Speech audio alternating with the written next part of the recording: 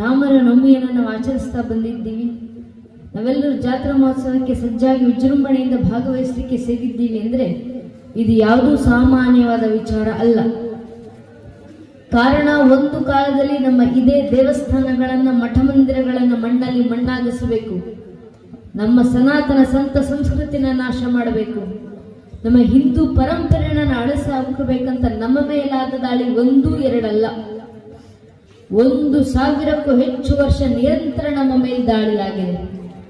ಇಷ್ಟು ವರ್ಷ ದಾಳಿ ಏನು ಮಹಾ ಅಂತ ನಾವು ಅಂದುಕೊಂಡ್ರೆ ಯಾವತ್ತಾದ್ರೂ ಇತಿಹಾಸದ ಪುಟಗಳನ್ನು ತಿರುಗಿ ಹಾಕಿ ನೋಡಿದಾಗ ನಮ್ಗೆ ಅರ್ಥ ಆಗುತ್ತೆ.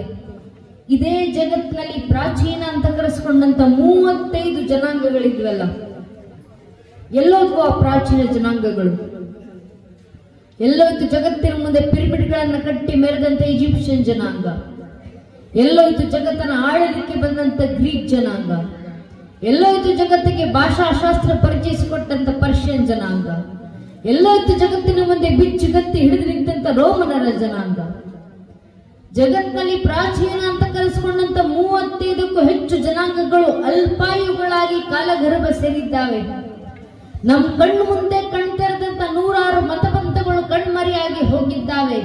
ಯಾಕಂದ್ರೆ ಒಂದೇ ಒಂದು ಕಾರಣ, ಇತಿಹಾಸದಲ್ಲಿ ತಮ್ಮ ಮೇಲಾದಂತ 10, 20, 30, 40, 50 ವರ್ಷಗಳ ಕಾಲದ ಒಂದೇ ಒಂದು ಪರಕೀಯ ಜನಾಂಗದ ದಾಳಿಯನ್ನು ತಡೆಯುವಷ್ಟು ಸಾಮರ್ಥ್ಯ ಇಲ್ಲದೆ ಆ ಪ್ರಾಚೀನ ಅಂತ ಕರೆಸ್ಕೊಂಡಂತ ಜನಾಂಗಗಳೆಲ್ಲ ಮಣ್ಣಲ್ಲಿ ಮಣ್ಣಾಗಿ ಇತಿಹಾಸ ಪುಟಗಳಿಂದ ಅಳಿಸಿ ಹೋದವು.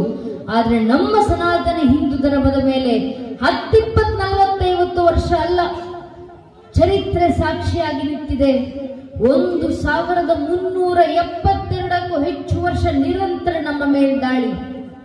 ಇಷ್ಟು ವರ್ಷ ನಮ್ಮ ಮೇಲೆ ದಾಳಿ ಮಾಡಿದವರು ಒಂದೆರಡು ಪರಕೀಯ ಜನಾಂಗದವರ, ಒಂದೆರಡು ಪರಕೀಯ ದೇಶದವರ? ಸ್ವಾಮಿ, 1,000ಕ್ಕೂ ಹೆಚ್ಚು ವರ್ಷ ಮೊಘಲರು ಬಂದ್ರು, ಅರಬ್ಬರು ಬಂದ್ರು, ಅಫ್ಘನರು ಬಂದ್ರು, ಪೋರ್ಚುಗೀಸರು ಬಂದ್ರು, ಡಚ್ಚರು ಬಂದ್ರು, ಫ್ರೆಂಚರು ಬಂದ್ರು, ಇಂಗ್ಲಿಷರು ಬಂದ್ರು, ಶಕರು ಬಂದ್ರು, ಹೂಣರು ಬಂದ್ರು. ಇವರೆಲ್ಲರೂ ಬಂದು ನಮ್ಮ ಮೇಲೆ ದಾಳಿ ಮಾಡಿದ ನಂತರವೂ ಇವತ್ತಿಗೂ ಸನಾತನ ಹಿಂದೂ ಧರ್ಮವಾಗಿ ಜೀವಂತವಾಗಿದೆ. ಜಗತ್ನಲ್ಲಿ 100 ಕೋಟಿ ಹಿಂದೂಗಳು ಮನೆಗಳಲ್ಲಿ ಧರ್ಮಾಚರಣೆ ಮಾಡ್ತೀವಿ.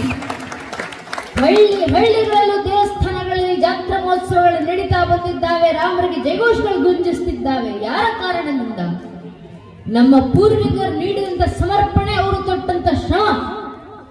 21 ವರ್ಷ ಒಂದು ಜನಾಂಗದ ದಾಳಿ, ಇಡೀ ಈಜಿಪ್ಷಿಯನ್ ಜನಾಂಗ ಮಣ್ಣಲ್ಲಿ ಮಣ್ಣಾಯಿತು.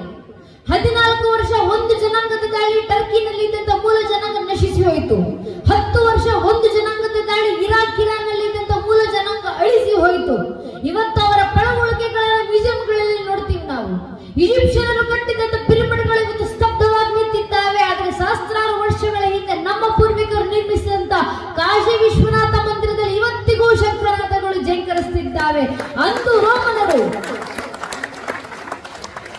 ಅಂದು ಪರ್ಷಿಯನರು, ಅಂದು ಗ್ರೀಕರು ಬಂದು ಆಳಿದಂತ, ಗ್ರೀಕರು ನಿರ್ಮಾಣ ಮಾಡಿದಂತ ಅದಸ್ತಲ್ಲಿರುವಂತಹ ಅವರ ದೇವಾಲಯಗಳು ಇವತ್ತು ಮಣ್ಣಲ್ಲಿ ಮಣ್ಣಾಗಿ ನಿಂತಿದ್ದಾವೆ, ಭಸ್ಮಗೊಂಡು ನಿಂತಿದ್ದಾವೆ. ನಮ್ಮ ಪೂರ್ವಿಕರು ನಿರ್ಮಿಸಿದಂತ ಸೋಮನಾಥ ಮಂದಿರ, ಒಮ್ಮೆ ಸೋಮನಾಥ ಮಂದಿರದ ಮೇಲೆ ದಾಳಿ ಆಯ್ತು, 2ನೇ ಬಾರಿ ನಿರ್ಮಾಣ ಮಾಡಿದ್ವಿ. 2ನೇ ಬಾರಿ ಸೋಮನಾಥ ಮಂದಿರದ ದಾಳಿ ಆಯ್ತು, 3ನೇ ಬಾರಿ ನಿರ್ಮಾಣ ಮಾಡಿದ್ವಿ. 17 ಬಾರಿ ಸೋಮನಾಥ ಮಂದಿರದ ಮೇಲೆ ದಾಳಿ ಆದ ನಂತರವೂ 18 ಬಾರಿ ಪುನಃ ಪ್ರತಿಷ್ಠಾಪನೆ ಮಾಡಿ ಇವತ್ತಿಗೂ ಸೋಮನಾಥ ಮಂದಿರ ಜೀವಂತವಾಗಿ ಇಟ್ಟಿದ್ದೀವಿ. ಇವತ್ತಿಗೂ ಸೋಮನಾಥ ಮಂದಿರದಲ್ಲಿ ಶಂಖನಾದಗಳು ಕೇಳಿ ಬರ್ತಾವೆ, ಗಂಟೆ ಜಾಗಟೆಗಳ ಧ್ವನಿಗಳು ಗುಂಜಿಸ್ತವೆ ಆರತಿಯ ಸಂದರ್ಭದಲ್ಲಿ. ಆ ರೋಮನರು ಕಟ್ಟಿದಂತ ಸಾಮ್ರಾಜ್ಯಗಳು ಇವತ್ತು ಪಳವಳಿಕೆಗಳಾಗಿ ಮ್ಯೂಸಿಯಂಗಳು ಸಿಗ್ತಿದ್ದಾವೆ. ಆದ್ರೆ ನಮ್ಮ ಪೂರ್ವಿಕರು ನಿರ್ಮಾಣ ಮಾಡಿದಂತ ರಾಮ ಮಂದಿರ 500 ವರ್ಷಗಳ ಹಿಂದೆ ಒಬ್ಬ ಮೊಘಲ ರಾಜ ಬಂದು ಅದನ್ನು ಧ್ವಂಸಗೊಳಿಸ್ತಾ 500 ವರ್ಷಗಳ ಕಾಲ ನಮ್ಮ ಪೂರ್ವಿಕರು ಮಂದಿರ ಇಲ್ಲದೆ ಇರುವಂತ ಸಂದರ್ಭದಲ್ಲಿ ಅಯೋಧ್ಯೆಗೆ ಹೋಗಿದ್ದಾರೆ, ಪರಿಕ್ರಮ ಮಾಡಿ ಬಂದಿದ್ದಾರೆ. ಮಂದಿರ ಒಡೆದಂತ ಸಂದರ್ಭದಲ್ಲೂ ನಮ್ಮ ಪೂರ್ವಿಕರು ಅಯೋಧ್ಯೆಗೆ ಹೋಗಿದ್ದಾರೆ, ಪರಿಕ್ರಮ ಮಾಡಿ ಬಂದಿದ್ದಾರೆ. ರಾಮ ಮಂದಿರದ ಬಾಗಿಲು ಮುಚ್ಚಿದಂತ ಸಂದರ್ಭದಲ್ಲೂ ನಮ್ಮ ಪೂರ್ವಿಕರು ಅಯೋಧ್ಯೆಗೆ ಹೋಗಿದ್ದಾರೆ, ಪರಿಕ್ರಮ ಮಾಡಿ ಬಂದಿದ್ದಾರೆ. ಮಂದಿರದ ಬಾಗಿಲು ಒಡೆದಂತ ಸಂದರ್ಭದಲ್ಲೂ ನಮ್ಮ ಪೂರ್ವಿಕರು ಅಯೋಧ್ಯೆಗೆ ಹೋಗಿದ್ದಾರೆ, ಪರಿಕ್ರಮ ಮಾಡಿ ಬಂದಿದ್ದಾರೆ. ಮಂದಿರ ಇಲ್ಲದೇ ಇದ್ದಂತ ಸಂದರ್ಭದಲ್ಲೂ ನಮ್ಮ ಪೂರ್ವಿಕರು ಅಯೋಧ್ಯೆಗೆ ಹೋಗಿದ್ದಾರೆ, ಪರಿಕ್ರಮ ಮಾಡಿ ಬಂದಿದ್ದಾರೆ. ಆ ಮಂದಿರ ಇದ್ದಂತ ಜಾಗವನ್ನ ಕಳಂಕಿತ ಕಟ್ಟಡ ಅಂತ ಹೆಸರು ಕೊಟ್ಟಾಗಲೂ ನಮ್ಮ ಪೂರ್ವಿಕರು ಅಯೋಧ್ಯೆಗೆ ಹೋಗಿದ್ದಾರೆ, ಪರಿಕ್ರಮ ಮಾಡಿ ಬಂದಿದ್ದಾರೆ. ಅಲ್ಲಿನ ಒಂದು ಹಿಡಿ ಮಣ್ಣಿನ ಸರಿಯುನ್ನ